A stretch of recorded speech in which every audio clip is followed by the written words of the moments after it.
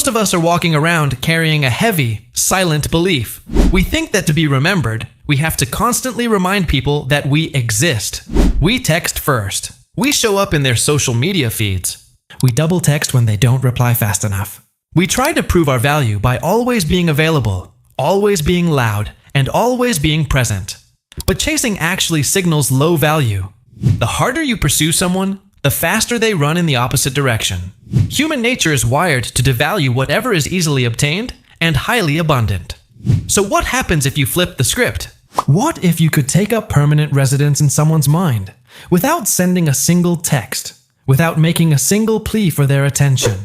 Today, we are going to explore the psychology of memorable presence. You will discover the behavioral science behind why we obsess over some people while completely forgetting others. I will walk you through practical lessons that will immediately shift your dynamic with anyone in your life. And I promise you, the final psychological insight we cover today changes everything you know about human connection. Step 1. The power of unpredictable attention. Have you ever noticed what happens when you text someone who always replies within 3 seconds? At first it feels great. You feel important. But after a few days, you stop rushing to check your phone. You know they are waiting for you. You know exactly what they are going to say and how fast they are going to say it. The excitement completely vanishes. Now imagine texting someone whose responses are warm and genuine, but entirely unpredictable. Sometimes they reply in an hour. Sometimes they are busy living their life and do not get back to you until the evening. Your brain reacts completely differently to this person.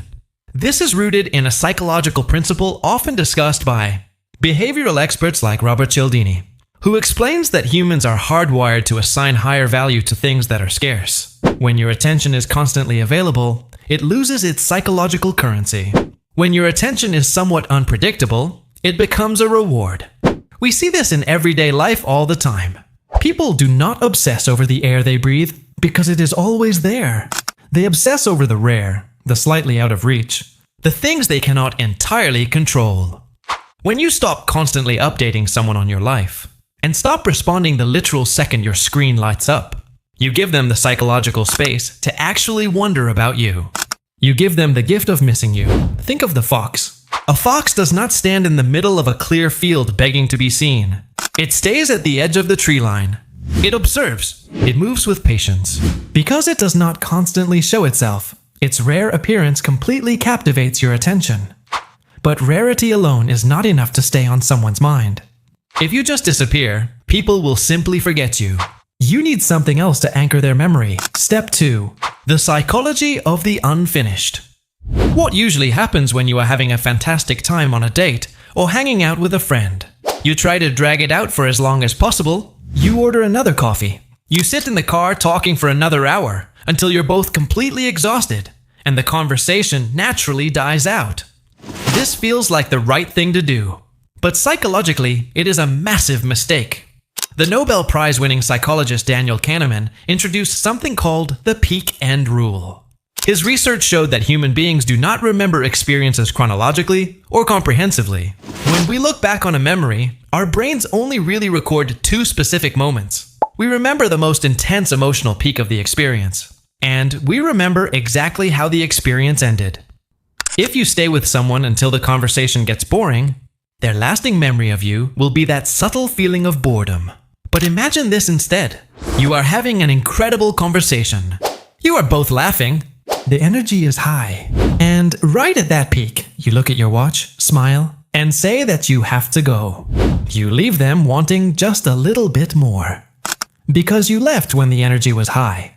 Their brain preserves that high energy state as the absolute truth of who you are. They will go home and replay that interaction in their mind over and over again, wishing it had lasted longer. I'm curious about your experience with this. Have you ever noticed this happening in your own life? Have you ever had someone leave a conversation just a little too early, and you found yourself thinking about them for the rest of the week? Tell me in the comments. I read them, but leaving a great impression is only one piece of the puzzle. What you actually do during the conversation matters even more. Step 3. The magnetism of high-quality silence. Have you ever talked to someone who makes you feel like you are the absolute center of the universe? Most people in this world are starved for genuine attention. Watch any conversation at a coffee shop. Most people are not actually listening to each other. They are just quietly waiting for their turn to speak. They are thinking about their own stories, their own problems, their own jokes. When you do the opposite, you become entirely unforgettable. When you sit with someone and offer them pure, undivided attention, you trigger a profound psychological response.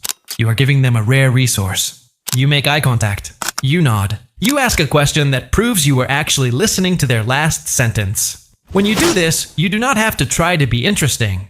You just have to be interested. People will walk away from you thinking you are the most fascinating person they have met all month, simply because you allowed them to feel seen. If you're enjoying these psychology videos, consider subscribing to FoxMindSet. We spend hours reading research, checking different perspectives, and making sure every idea is backed by real psychology before we share it with you. Your subscription doesn't just support the channel. It motivates us to keep creating well-researched psychology videos like this. Now let's continue. Think about how a fox navigates its environment. Its power comes from its silence. It survives through deep, unbroken observation. It listens to the rustle of leaves before it ever makes a move. When you observe more than you react, you hold all the quiet power in the room. But there is a dangerous trap here. If you only listen and you only validate, you become a sounding board. You become a free therapist, not a magnetic presence. This is where psychology becomes really interesting. Step 4. Creating emotional contrast. Imagine you have a friend who agrees with absolutely everything you say. They never challenge you. They always smile. They are perfectly pleasant, perfectly agreeable, and entirely forgettable. Our brains are designed to filter out predictability. We ignore flat lines. We only pay attention to spikes in emotion.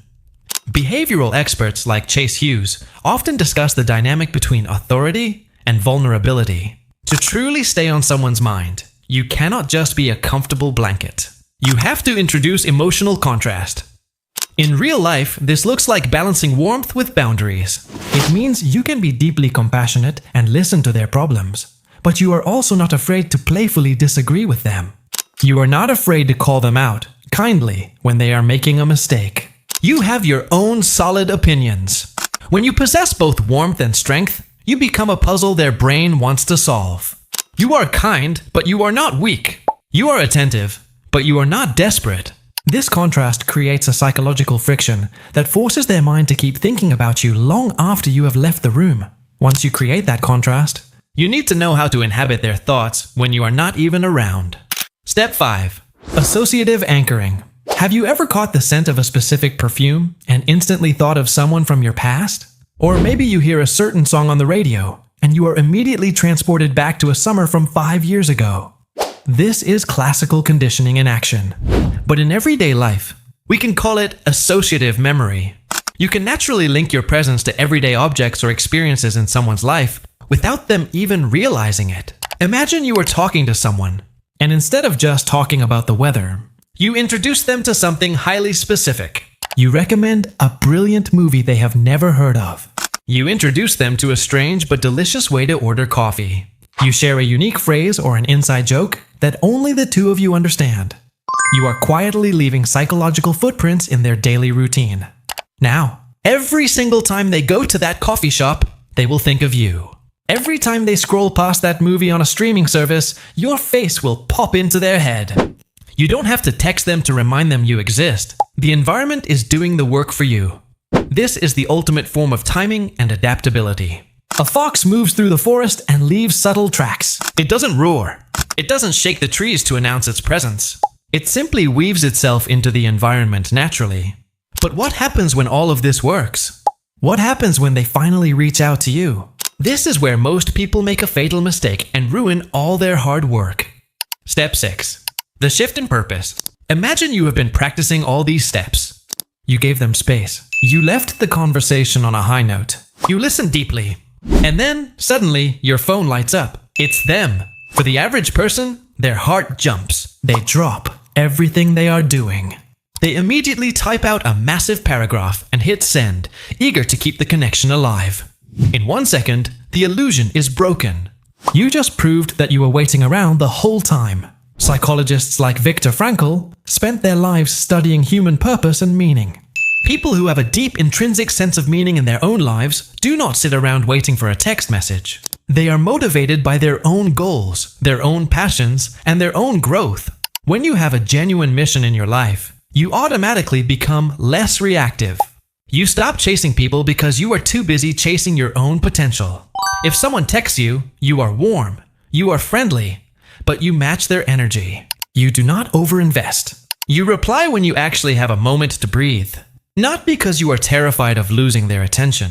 When people sense that you have a rich, fulfilling life that exists completely independently of them, they naturally want to be a part of it.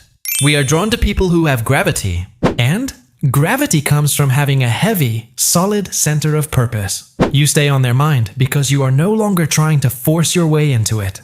You have become a complete mystery to them, a person who is entirely comfortable in their own skin, moving through life at their own confident pace. When you apply these lessons, everything changes. You stop being the person who pushes. You stop being the chaser. You become the one who is remembered. You become the one who leaves an undeniable mark on the people you meet, simply by mastering your own energy and understanding the silent rules of human nature. You let the psychology of scarcity, contrast, and purpose do the heavy lifting for you. If today's video made you question the way you've been thinking, there's another psychology trap that silently holds many people back. It ruins connections before they even start. And most of us do it completely by accident. If you want to understand it, there's a video waiting for you on your screen. I'll meet you there, and we'll clear up that confusion together.